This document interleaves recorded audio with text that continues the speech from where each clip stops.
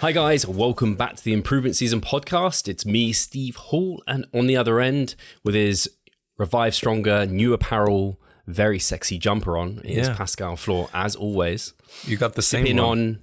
Yes, I have that one. I was going to say you're sipping on a watermelon monster, and now I need to ask the audience, That's what's exactly your favorite? the one.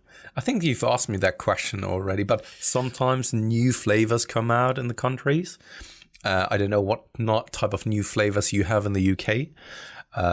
So for me, it is definitely Monster Watermelon, number one.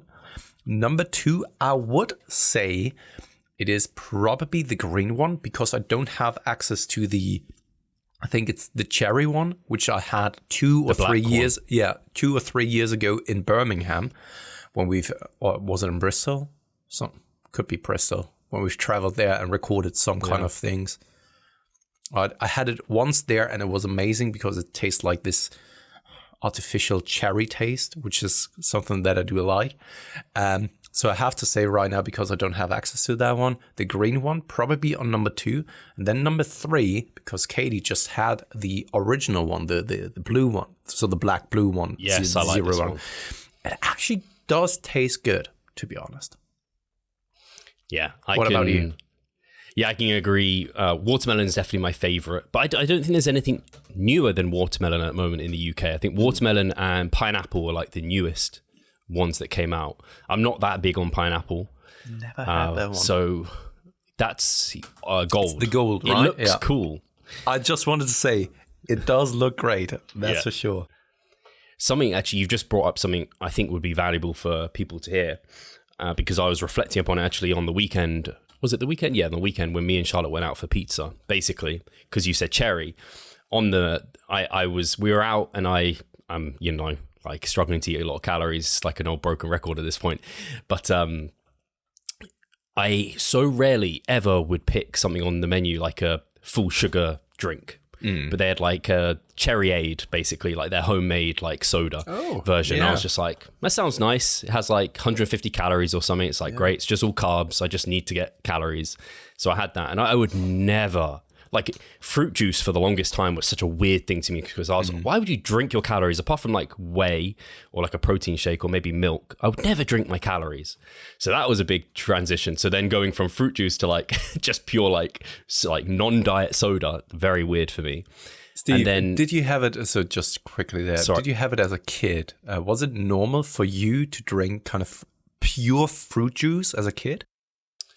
Good question. We definitely didn't have like sparkling drinks or sodas or like what they call we don't call it sodas in the UK, but I can't think what it's called now. So we didn't have that. But in terms of fruit juices, we probably did have fruit juices at home. Because when I was young, I was drinking a lot of calories. Probably also due to my parents not knowing any better. But also what really is crazy, I was drinking things such as Coke as a kid, which has caffeine, like lots of caffeine in it and stuff like this. And it was probably the unawareness of my parents that led to that. And I was probably drinking around kind of 3 to 4 digits worth of calories on a daily basis. Yeah. Easy. It's easy to do that as well. And that's why I'm moving towards those now. And that's why I would always avoid it in the past, because I always had this, like, again, people have heard me talk about adipose phobia, fat phobia kind of mindset, and like a kind of leaner living habit is don't drink your calories. Like I can completely get that. But yeah, we never had access to those sort of things. It was only if we went out to a restaurant. And I can remember being in America, there was free refills. There quite often is. And I love that about America, especially when you're in diet drinks. But even like with the caffeine, you can screw yourself up a little bit if you get really like go through a lot. But my sisters would get Diet Coke and I'd always be like, no, I'm having regular Coke, because it was like, I don't know, I'm a boy and I deserve I don't know what it was. I don't know why. But I used to go through like pints of the stuff. because it's so easy to drink. It's just like, have a pint. Luckily I was a skinny kid and I just burn it off somehow. But yeah, it's, I could easily see how some people would go, probably for you, where you kind of went the other way, where your metabolism like genetically isn't in a position where you can fight off that in the same way that my body does. It's just so funny to see how cultures and also generations change the approach about something, because we've talked about it, smoking in public back then was absolutely normal, right? Like in the cinema and stuff like that. Now it's unthinkable that it's still a thing. And kind of I have a feeling that it's the same when it comes to those caloric beverages for kids. At least I hope that's the case, because back then, when I was younger, it was just absolutely normal. When I was at a friend's house, slept over there for the morning, to have just like a proper orange juice without kind of a mixture between water and orange juice. It's just like pure orange juice, probably the entire glass full, easily like 200 calories for a young kid, you know? Yeah. And now, of course, our kids do get a kind of juice as well, but it's always kind of mixed with some water, because it's often just for the taste. And their taste buds, man, if it's just a little bit sweet, perfect, right? They are not complaining. And the good thing is our kids do also enjoy water. And especially a good trick is to always have a straw. If you want your kids to drink plenty of water, give them a straw, but never do that in the evening time, because of the last 2 days we did it in the evening and they just like, wet themselves. Yeah. Wet themselves in the middle of the night. Both. Oh, man. So the second thing I was going to say, and this is, I think, is also interesting for me to reflect upon. I was just reflecting upon it with Charlotte, because we went to this restaurant that we hadn't been to for a long time. And I was just thinking about the last time we were there. And I can vividly remember me and Charlotte would regularly go out for pizza.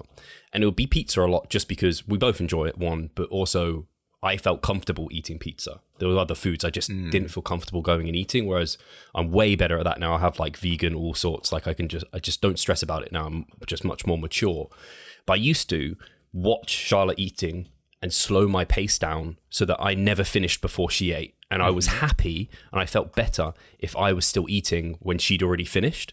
I'd hate to be sat there and she's still eating. I almost felt like, I don't know. And I think that's just a sign of a poorer relationship with food, and also a sign that I was handicapping myself in terms of like staying too lean. Whereas now when we were eating, I wasn't even focused on Charlotte eating at all. I was just like, fucking, I'll eat at my pace, like whatever. She's still got half her pizza left or whatever, and I'm done. And you're just fully concentrated on getting the calories down. Yeah, exactly. Like zoned out. But I don't know if you've ever experienced that, where, I don't know, you've set the pace of how you eat based off. Something very similar that I haven't really thought about in a very long time, Steve. And I was coming from a different place though. And to be honest, I was embarrassed to eat around other people because of the things that I was eating.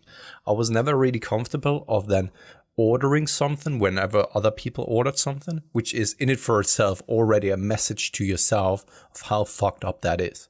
Because you can easily get some very, very good calories in, have a very good control over what it is that you were eating and all that kind of stuff. So there is no real reason to be concerned about that, to be honest, if you're making some rational and reasonable choices. But I do remember that in the past, I had some very weird eating habits, and the things that I was eating, I felt a little bit maybe ashamed. Not that I didn't really want anyone to see me, but whenever I ate those things, I knew that other people had something to say about it, because it was, for other people, it was looking very weird. And probably if I were to see this now, if I were to go back in time and see myself eating this way, I would also give him the looks of like, what is it that you're doing there? This is unnecessary or so, right? Just very, very weird eating behaviors and things. And I shut myself off them from other people. I wanted to be by myself whenever I was eating something. I didn't really want to be seen, not in the sense that I didn't really want anyone to observe me, but I didn't really want to be judged, maybe. I just wanted to do that entire process, the routine,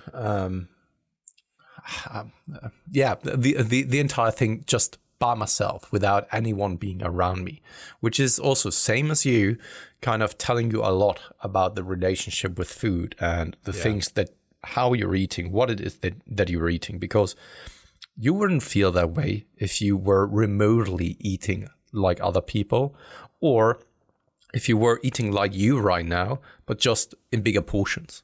Right? Then all other people would say is something like, man, you're eating a lot. But never like, how the fuck are you eating, you know? Yeah. So it sounds like for you, one, there's an element of you having more confidence in who you are and what you're doing and not giving a fuck what other people think, but also your food choices maybe where you don't restrict yourself to eating a certain way. You can eat kind of a more flexible way to be more appropriate for a certain situation as well. Yeah, absolutely. And I could, of course, bring up examples, but I think that this is something that is unnecessary. I think that the main thing isn't about what has been eaten and the way that I was eating, but more so the overarching habit around this and behavior around this. And that was unnecessary, of course. Yeah. Especially because I was always doing this under the pretense of like, yeah, if it fits me on macros and this just gives me everything that I need. And if I now look back, I was more like bringing up some arguments that weren't really valid just to justify my own behavior in front of other people if they were judging me. And in reality, I had some meals that they were like 1,500 up to 2,000 calories in size. Whereas like this amount of calories, you can easily also chuck down in other different ways. And don't be a weirdo about it. It's the thing is, I don't know in the moment. I don't really think I thought too much about it in terms of it being wrong, or not necessarily wrong, but not a healthy relationship with food. I kind of convinced myself at the time that that was required or normal and a kind of healthy way to go about things. It's only reflecting on the past and thinking, actually, I don't think that was the best.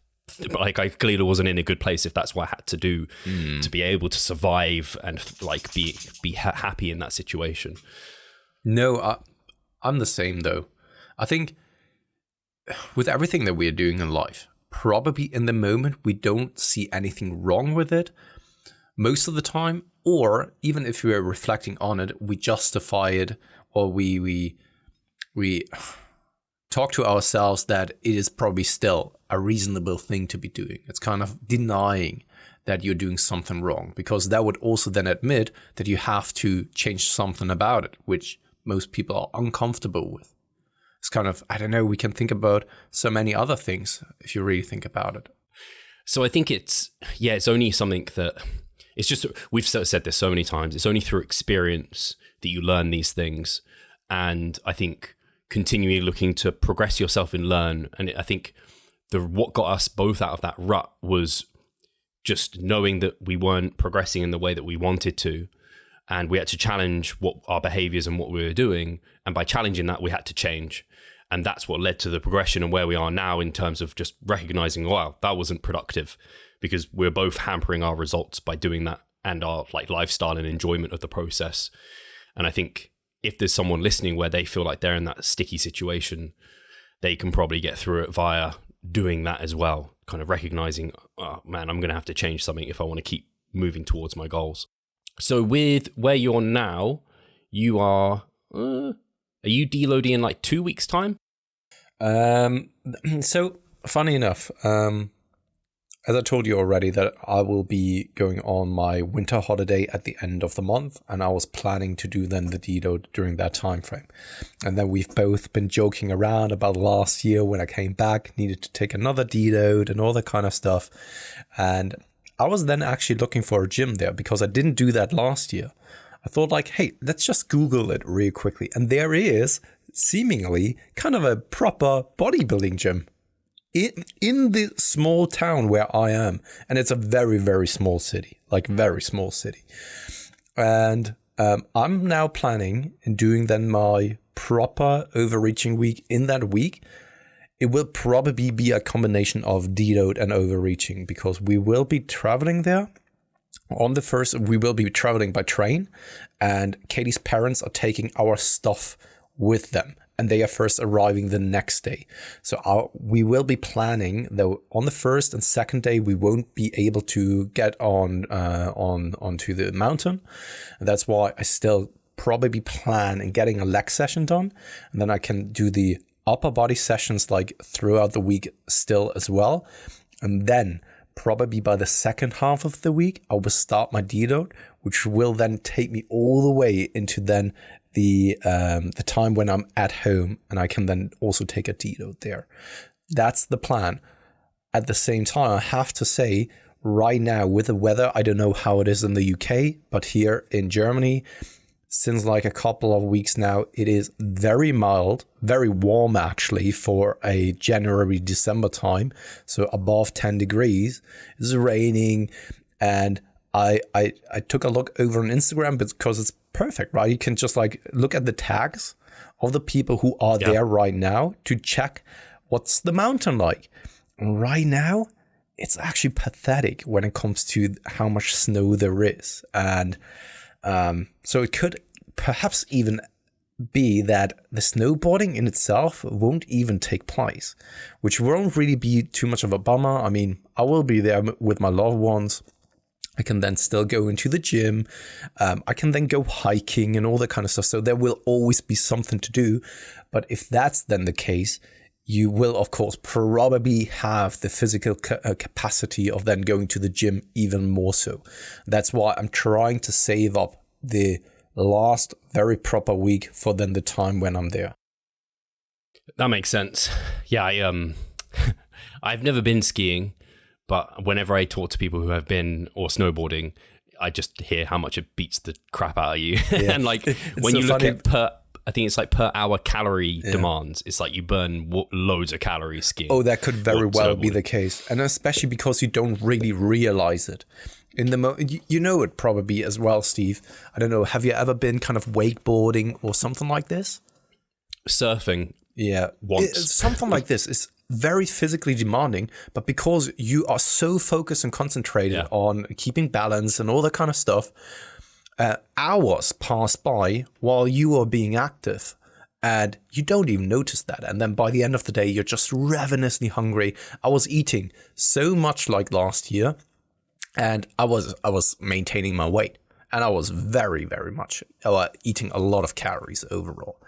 And but that's the situation right now. And also there, because we've talked about that we've matured in the way that we are eating and behave around food, it's also there, the same thing around training as well. In the past, I was always so adamant about kind of like, okay, deloading every 4 weeks or 5 weeks, right?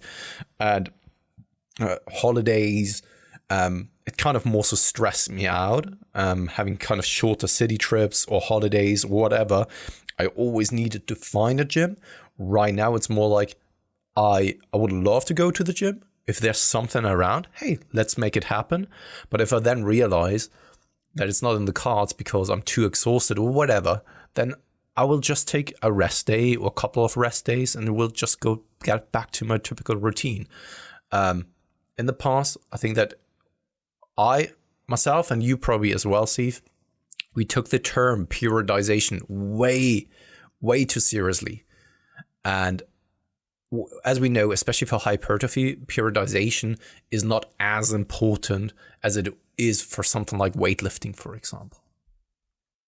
Yeah, I think sometimes it's thinking about, you kind of set yourself in rules. So another way I think a lot of the listeners will understand this, I think you can even think about it like calorie calculators. I put my body weight in this calorie calculator. It says I should be eating this much to be maintaining, losing, gaining, whatever it is. But it's like, but if you're weighing yourself daily, taking averages and seeing that your rate of loss, rate of gain, whatever it is, isn't what you want it to be, you need to change your calorie intake no matter what you think there. And it's the same with training. Like, oh no, I need to deload every 5th week or whatever it is. It's like, but when do you need the deload? Like, you might be deloading when you're completely fresh or fine or whatever it is. And it's kind of looking at the overarching principles and what the actual goals and objectives are versus just trying to stick by what, I don't know, the general recommendation is. It's like the 10 to 20 set range for hypertrophy. It's like, man, and then thinking more volume is better for growth. I could see so many people taking that and being like, right, I'm going to start my mesocycle 20 sets for my quads, 20 sets for my hamstrings, 20 sets for my glutes. And I'm looking at that program like, you're going to die. You can't do any upper body work now. The vast majority of people would definitely die on the hamstrings. How should they survive that? 20 sets. I can't even, that would have to be all don't know, lying leg curls. Yeah. I don't know. Even 20 sets of lying leg curls sounds horrendous to me. Yeah. Man, yeah, five sets, 4 days a week. I reckon that'd just about be survivable for some people, but any hip hinging in there, you're gone. Yeah. And that's the thing, right? I think it's like you said, and like I said so often already in the past, knowledge cures anxiety. And I think that the older I grow, the more experience I gain, the more I appreciate that sentence and also what knowledge really brings along. It's not just like, how do I program according to my needs? It's way more than this. It's also kind of these kind of situations of how do I deal with those? Yes. Do I need to really stress about X, Y, Z and stuff like this, right? Knowledge and experience, I think, is so incredibly valuable, and it's often, I think, something that people overlook because they are maybe blinded by the musculature that they are seeing on someone's frame. Whereas I would very much assume that those people, especially when you take a look at Olympian coaches, for example, right? Yes, they may have had great physiques even back in the days, but they have collected a huge amount of knowledge with the athletes that they are working with, and also themselves being in the game for such a long time. And that's also where I said in the past already, the more knowledge and experience I gain, the more I appreciate people such as Jeff Alberts. Because in the past, I always thought that I knew what he was talking about, but I wasn't really. I heard those words, but I couldn't really make sense of those, even though that I thought that I know the message or knew the message behind his words. But first now do I come to realize what he really was talking about. And I think that you can probably think of many instances where that was the same as well for you. Yeah, I can remember vividly one time when I was maybe 16 years old. Me and my friends, we hadn't been in the gym for very long, and we saw this huge guy. From my memory, he was like not Olympian size, but he wasn't even natural bodybuilder size. He was like on some sort of, like, he was enhanced, and he was like doing all these exercises, and I was like, man, I use more weight than him for that. Little did I like realize, like, the point of, like, Jeff would be someone, I think he'd say something like, make like lightweight look heavy. And as someone who's new to bodybuilding, you'd be like, that sounds ridiculous. Surely you want heavyweights to look light. And it's like, no, because that probably means you're swinging, you're not actually controlling it. And that's not the goal of a bodybuilder. The goal for a bodybuilder is to stimulate the muscles, not to lift as much weight as possible. And this was me as a kid back then. I was like, man, I'm going to be so much bigger than this guy because I'm able to use like double the weight that he's using on this exercise. And you watch me doing the exercise, you're like, fuck, that kid. The guy was probably like, oh man, that kid's got so much to learn. So I completely agree with you. There's so many instances like that where I look back and I'm like, man, I was so like that Dunning-Kruger kind of effect where you know a little bit, but you really don't know much at all, and you think you know way more than you do. On that note, just on a short side tangent here, Steve. There was someone who is living in Berlin who reached out to me today over on Instagram. And I was then checking out his profile, and a very kind guy, just due to the short interaction that we had so far. And he says in his profile, he's a natty bodybuilder. And I was seeing his physique and I was just like, if you truly are a natty bodybuilder, first off, I've never heard of him. Secondary, he never competed before, because that was kind of quite clear from the interaction we had. And thirdly, if you truly are natty, you, my friend, you can immediately turn pro. And his off-season look is those type of people where you are just like, all right, you just have to diet for like 4 weeks. Then you step on stage and you win that shit. That's the type of person I'm talking about. And it's just ridiculous that sometimes you see those individuals and they have it all. They have it all. Muscle mass, symmetry, still young as well. And it was just crazy. I just wanted to bring that up. I wonder sometimes, for someone like that, you don't know, I guess, how much more room he's got to improve. Like sometimes I look at someone like, I don't know if it's a great example, but this is the only example I can think of. Or maybe like someone like Doug Miller, for example. I don't know how old he was when he turned pro, or how old he was when he looked incredibly muscular, but or someone else that comes to mind is like Nathan PT. Like he turned pro, I think, pretty young with the BNBF from what I remember, and like for them, they're so good so soon. I don't know, do they miss out on some of the love for the journey and like the process? And I guess this is where, and not to say these guys aren't amazing coaches, but I guess like a lot of the best coaches are the ones who have struggled the hardest and had to like fight tooth and nail for every little progress, because they have to then troubleshoot so many things that someone like that just doesn't have to go through. So I don't know, there's always like, we look at them and it's hard not to focus on all the positives that comes from that situation, but there's some positives that come with being someone who's pretty shit as well, like, or not shit, but you know, comparatively less. Like there's always something you can be like, yeah, I've got the benefits of being not that great, so I have to learn, and it pushes me that way. Oh, for sure, there's definitely some truth to that, but at the same time, they are probably also experiencing things that we will never go through, and their own struggles and challenges, that because they are on a different level when it comes to the genetics that they are bringing, they are probably then experiencing also different things. It's when I think in the past I brought up the example of the girl who grew up in a very, very secure environment, rich parents, all that kind of stuff. You know, she still probably suffers from is going through a lot of problems and issues herself due to just like becoming an adult, whereas other people in other parts of the world go through quite different struggles and challenges. And saying like, okay, your struggles are not no real struggles because you are actually a kid of a rich household or so, it's not really justified. And I think that they are probably just on a different standard, dealing with different issues, different kind of challenges. I've sent you his link over on WhatsApp just now because I want to see your expression live on video. Okay. All right. Right. Perfectly symmetrical abs as it well. It is ridiculous. The densest abs you've ever seen. Wow, okay.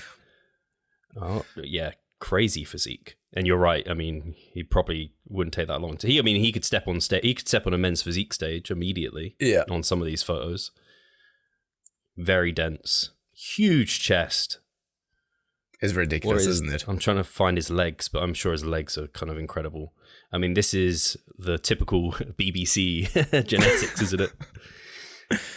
Yeah, it is insane. It is insane. And so you're going to coach him now and claim all of these results? No. He wants to do something like, I don't know what he wants. I still have to figure that one out. But yeah, he is one of those people where people are accusing someone of being unnutty, right? You always just need to point to that individual of like, okay, there it makes sense if you claim like, okay, I have a hard time understanding how someone like this can exist and is natty, but those people do exist, you know. Do you not see the progress you would like? Are you sick of writing your own programs? Or perhaps you need some accountability in order to stick with a plan? Then it's time to start working with us. We at Revive Stronger offer a truly personalized coaching service. You'll get more than just an email with some macros or random cookie cutter program. With Revive Stronger, you will be the center of our attention. You will receive your own fully individualized training protocol alongside a customized nutritional strategy. We created the coaching around your needs, wants, personal preferences, and your own unique lifestyle. Every single week, we delve into your program in order to make appropriate adjustments so that we get the most out of your time and the best possible outcome. We help both female and male athletes to seriously change their body composition by adding more muscle mass and decreasing fat tissue. No matter if you're a competitive bodybuilder or just want to look better, if you need help with your progress and taking your physique to the next level, our coaching is for you. It's time to make a change. Sign up today and let's revive stronger. I was just looking at this guy. It's like the only muscle group that I come anywhere close to him is calves. But I can believe he's natural. Yeah, I can believe that as well. But yeah. I do understand why other people have a hard time, because you take a look at that person and you're just like, what the fuck? That potential is crazy, crazy. This is what elite looks like. Yeah. Of like, you can be ready in like 4 weeks and win shows, and then even have the potential to turn pro. And I'm not talking about some kind of, I don't know, somewhere in the US in the mountains turning pro because only one person is showing up. But I mean like proper, not to speak down on it or make it condescending or something like this. You know what I mean, right? And I think that many people understand what I'm talking about. And yeah. He reminds me of like a Babacar type of physique, Baba no stress. Who I think is, he might be French, I think, but like crazy, like muscle bellies, insertions, stays lean all the time, super strong. But Babacar is then, I think he's an IFBB pro, and he's a natural bodybuilder for people who don't know who he is. And it's just like, that's when you get elite genetics with like hard work, dedication, and also some intelligent kind of like programming essentially. Whereas this guy, if he was to get you, for example, as his coach, he would be like another Babacar. But if he doesn't get the smarts behind his processes, I could see him doing well, maybe going pro, but never seeing what he won't maximize his potential. And that's what I can see sometimes with the people who kind of, it comes to them easily. They don't necessarily reach out for like, I don't know, the best coach, or they don't educate themselves because they've never had to. And so they don't see their full potential. Whereas like you and me, whilst our full potential isn't that impressive, hopefully we actually see our full potential. You know what I mean? Like, which is quite nice for like ourselves. But yeah, man, it just reminds me of, I think I've said this before, when I went to a BNBF show. Literally, this guy just walked in off the street, again, a black guy, like, and you're just like, look at him, and you're like, are you serious? You're going to come compete? It's like, yeah, is this bodybuilding show, natural bodybuilding show? And like, yeah. And he just comes out on stage with like pants on, like no like posing. He wins like his class and he has no tan on. And it's just like, man, this is just ridiculous. It's an amazing story though. Yeah, it makes you feel like natural bodybuilding is a joke when someone off the street can just walk in, and all these people have put years of hard work, like they've done their posing, they've got their tan, and then this guy just dieted for like 6 months or so, right? Yeah, exactly. It's like he probably never dieted. He just knew there was a show going on in his local town and was like, yeah, why not? I've got some pants. Let's get on stage. So humble as well. Just had no idea that he'd be that good. And it was just like, yeah, you're a freak, mate. Yeah. Fuck these guys. This is like I said. But then you get these nihilistic people. It's funny. He's commented on anything where I talk about genetics. He'll always say something. And it's like, essentially his argument is genetics are the answer. Like anyone who's jacked, it doesn't matter what they've done. It's all genetics. Like the results you and me have got, Pascal, are only down to our genetics, nothing else. Nothing in terms of our environment or our hard work or like our like education. Same for anyone else who's better than us or worse than us. It's all just because, genetics. So like you might as well give up if you have not seen much results in the first few years.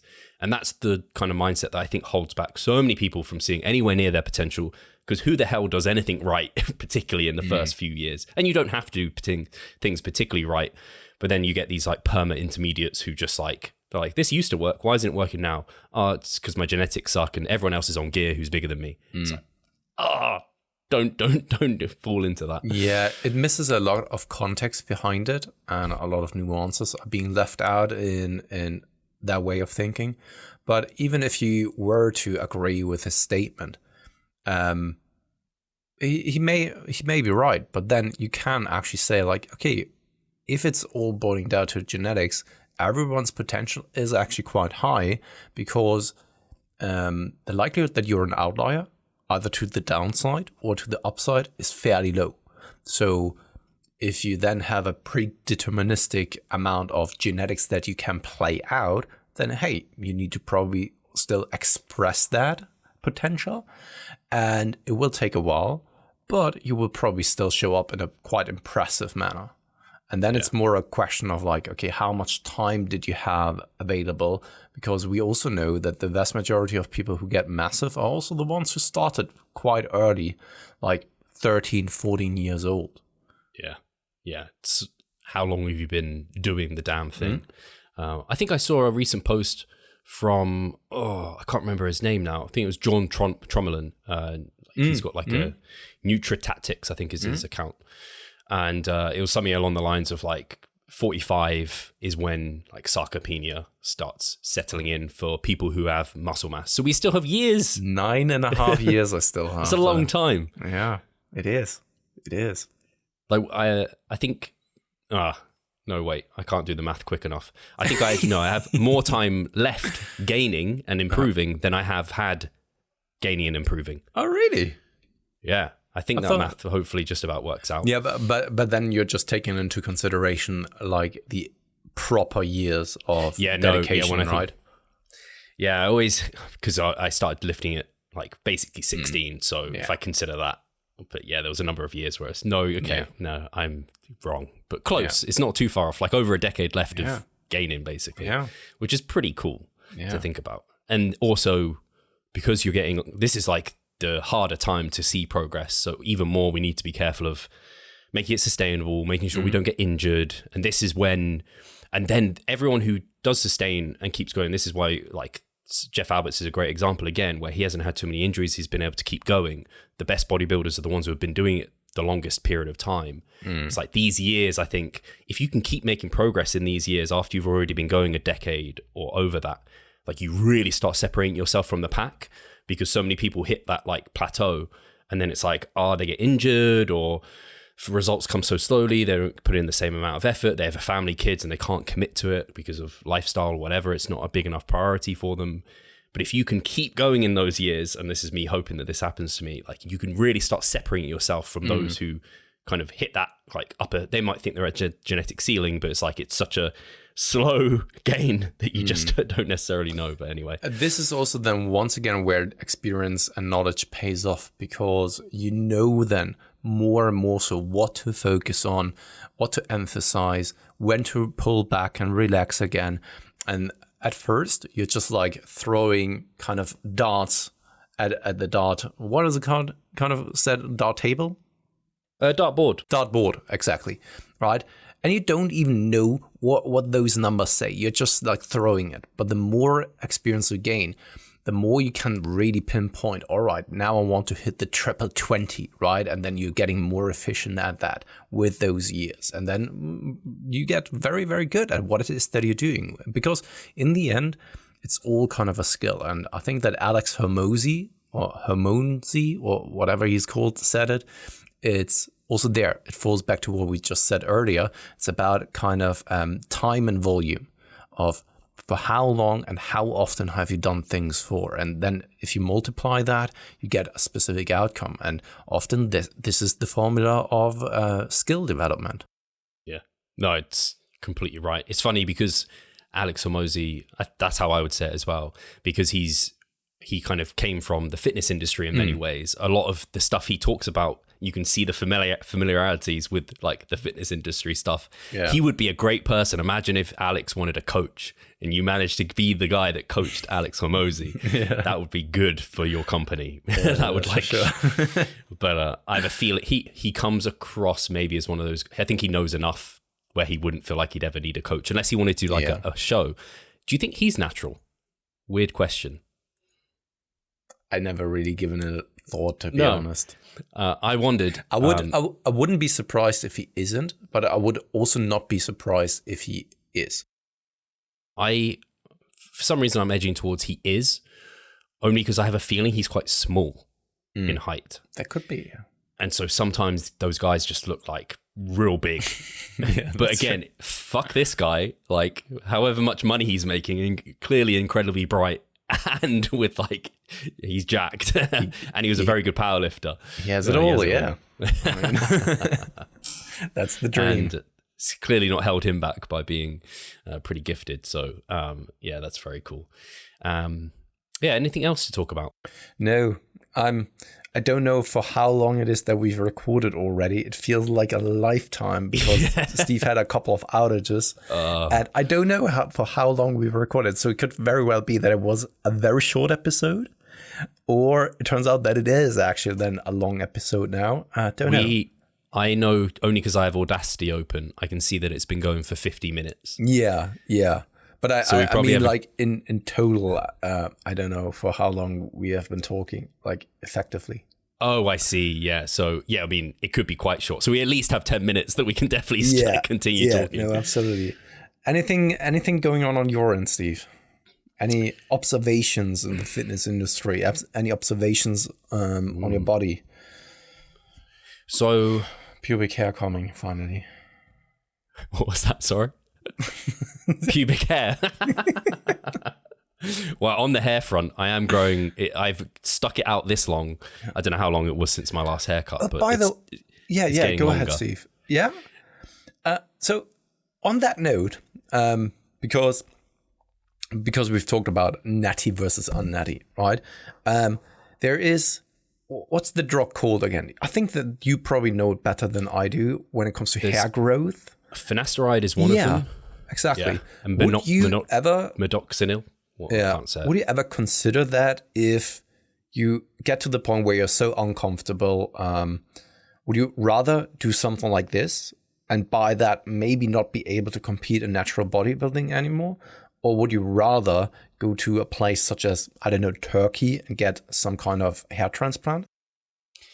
I have considered both. And after doing some research, and also I just randomly spoke to Greg Potter about it, and he confirmed my thoughts surrounding taking those, they're drugs essentially, like Medoxinil and Finasteride, and they do mess with hormones to a certain extent. I don't know if anyone has like a final answer on it, but it seems like it could reduce anabolism and some of the anabolic hormones by taking them because of the way that they interact with hair follicles and things like this. And like, yeah, up there, maybe it's just like localized, but it's just not worth the risk to me. Like bodybuilding is more important to me than my hair personally. So I wouldn't want to risk, it's like I take creatine, even though maybe somehow there's a little bit of hair loss, but that's obviously been debunked. So yeah, I'm not going to go down those routes. Having looked at it, just don't think it's worth it to me. And my problem isn't necessarily that it's thinning particularly anywhere. It's more though that I've lost it in like the Vegeta spots.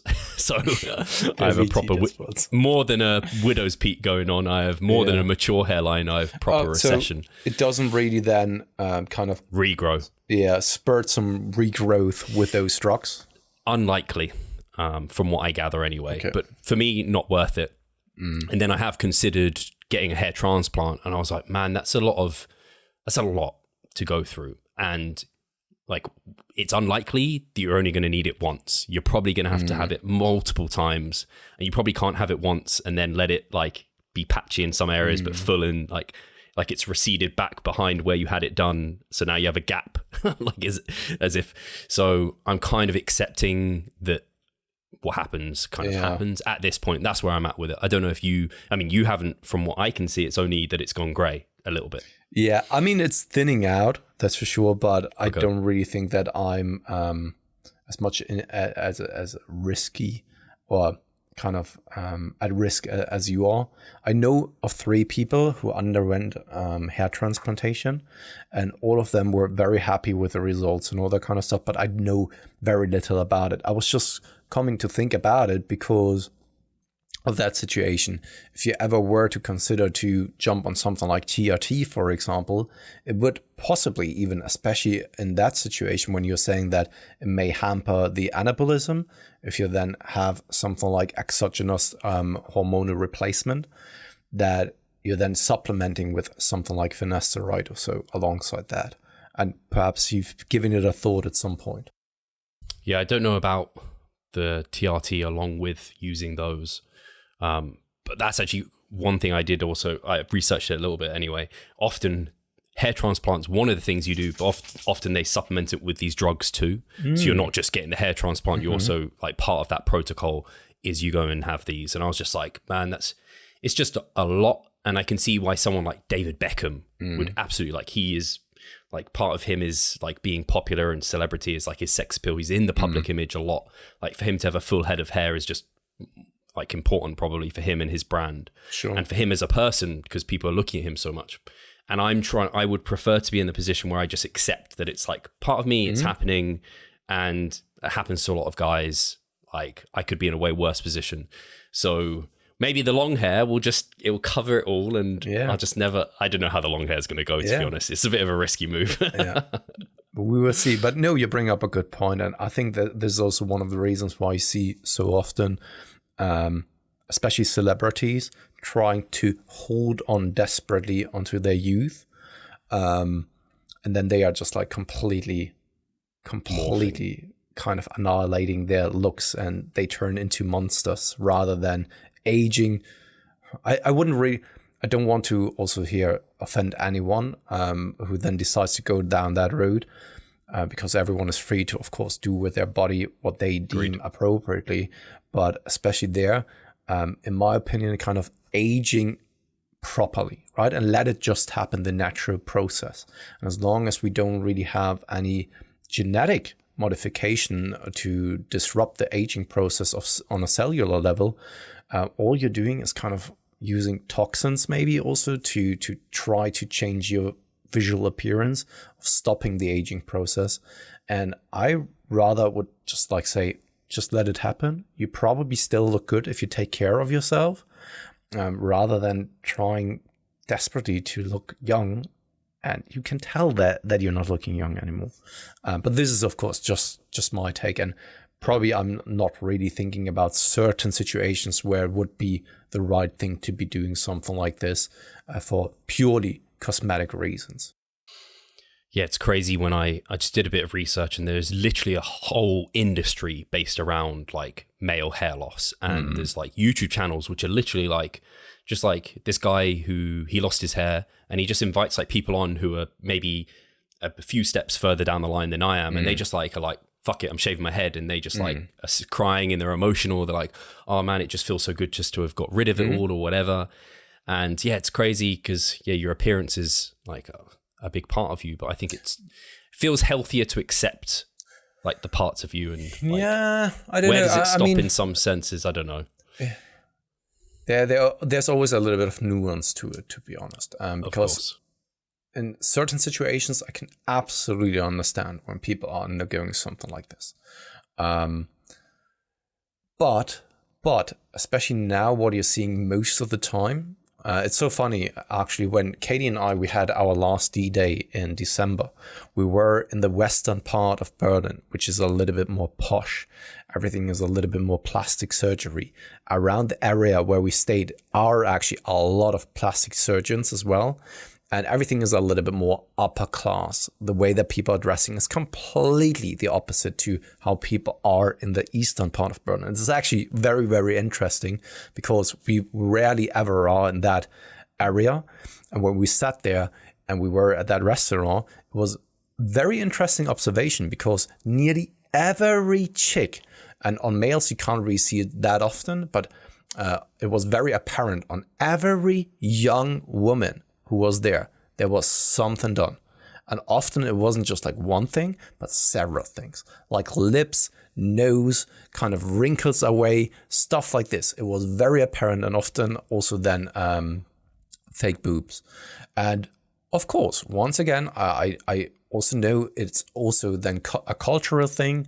It's based on your environment. If everyone is doing that, then it's more likely that you're undergoing that as well. It was just, to me personally, very interesting to see that. And probably chances are those women, they were already looking good before that, because they didn't really look to me like a complete monster or so, where it was very much necessary to just completely change their looks. And it then turns most of the people into just like very, very generic faces. Yeah, because the noses always look the same. The lips always look the same, right? Everyone kind of looked the same, even though that they did it to look better and to create an individual look. And I just find the intention behind it very fascinating, and then by that also very fascinating to see that. Still looking good, of course, right? But it's not the look that I find attractive most of the time. On some people, it's probably still attractive, but most of the time I don't really find it attractive. They are not doing it for me. I'm absolutely aware of that, but it was very interesting to see it. And on that note, I would say yes. I agree with you that it's probably unnecessary because they are changing something that is probably even unique to them to something more generic, even though that they were looking good already beforehand. Whereas when you're then aging and something, I don't know, you have a nose that it has been broken at some point, and you really always see this, and this is the only thing that you observe in the mirror, I can definitely see why you are then going through something like this. Yeah. No, I agree. I think like two people could get a boob job, and I could see it depends on their reasons for kind of getting it, to whether or not I think it's like a well thought out decision. If you're doing it for yourself for like a number of reasons that you kind of described, like with the broken nose, I can see it like it's going to overall really boost your confidence, all these sort of factors or what have you, and you've always been self-conscious about it. Or if you're doing it because you want to fit in with the crowd, and that's what the thing is right now, it's kind of like, wow, that's a big thing to go through. It's a lot of money to go through, and you ultimately don't know the long term, like how you're going to feel about it long term. I don't know. Again, it comes down to every individual person. I was going to say something. Oh yeah, this is what I was going to say. So for anyone listening, and for you, Pascal, after this episode, just Google Kelly Osbourne. Do you know the Osbournes? Of course, you know the Osbournes, but Kelly Osbourne, the daughter, before and after. I just recently saw, you're going to do it now. So I just saw her face recently, and I was like, holy shit. She looks like a completely different person. Not only she's lost weight, but her face is a different shape. I can't imagine how much she's had to go through to do that. But this is the type of cosmetics or plastic surgery, what I was talking about, that she will keep on doing this probably for the rest of her life, turning from, all right, it still looks all right, into, okay, there's no kind of mimic anymore on your face, so no facial expression, all the way up to cat lady. Yeah. Right. Like I just couldn't believe that. I know one of the Kardashians, she's completely kind of changed the way she looks. You wouldn't recognize her on a passport. Like you'd be like, this is a different person if it was a number of years apart. I think Kelly, I think, looks great in the after with her purple hair and everything, but I'm just like, wow, what must have gone into that? And yeah, I don't know. It's a whole area of not my expertise, but yeah. And once again, to each their own. Right? Yes, I agree. And I don't want to sound hypocritical because we're into bodybuilding, and it's of course about kind of changing your visual appearance as well. And only because you do it in a cosmetic fashion, so plastic surgery, or you do it through going to the gym, the outcome basically boils down to the same thing. You do something in order to change your visual appearance. And if you really break it down, then it doesn't really matter why you're doing it and what's the reason behind it. So once again, I don't really want to sound like a hypocrite, because it is really then maybe the same. It comes from, for some people, even the same place, but the process is different. Yeah, I think that's the thing. It's the process. If, for example, on the hair transplant thing, if like, I don't know, if I spoke to someone who was like, yeah, it can be done, like if there were less barriers to me doing it and less thought of downsides afterwards, if it was just like I could just invest $1,000 and I would suddenly have my like old hairline, I'd probably do it. Like, to me, I like a like healthy head of hair. It would probably bring me quite a lot of like positive feelings and stuff, but like there's just so much that it's not like growing muscle. You have quite a bit of control over that. You have less control over these like medical procedures in a sense. I don't know. It's very interesting because we're both have tattoos too, so it's like it's an part of that too. It's very interesting. No, absolutely. Cool. Then I guess I'll leave it here, or we leave it here, guys. So we are probably going through a couple of changes here in the next time, because we are changing our podcast host. So it could be that in the future you will then see some kind of things, maybe some different ads or whatever. Maybe we change then the Improving Season podcast over to a different RSS feed. This is something that we have to see. I just wanted to bring it up already so that you're not kind of waking up one day, you haven't listened to the Improving Season podcast in a while, and then all of a sudden it's not just on the typical kind of way that you're finding the episodes. And I guess, I don't know, it might still all be on the same YouTube. That's something else we have to think about as well, I guess. But yeah, I want people to stick around, and thank you for listening. Thank you for listening to our rambles as always. And I want to know your favorite monster. Leave that in the comments so that we know. And yeah, I guess we'll talk to you soon. Cheers.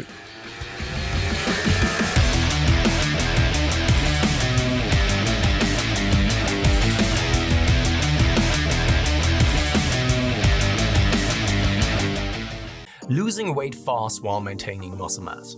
Sounds too good to be true, doesn't it? It isn't though. It's reality and we know how to do it. And we will help you achieve this. The Minicut Movement is an 8-week fat loss program to make you lose a huge chunk of fat while maintaining muscle mass at the same time. We will support you from the beginning to the end so that you see the results you would like to and come out of it much stronger. You'll receive a fully automated spreadsheet that is based on your nutritional needs. You can choose between 6 different male and female training templates. Over 30 videos will guide you through each and every single step of the Minicut so that you're getting the most out of your journey and that you always know what to do. But the best thing is that you can start whenever you want. The Minicut Movement is open 24/7.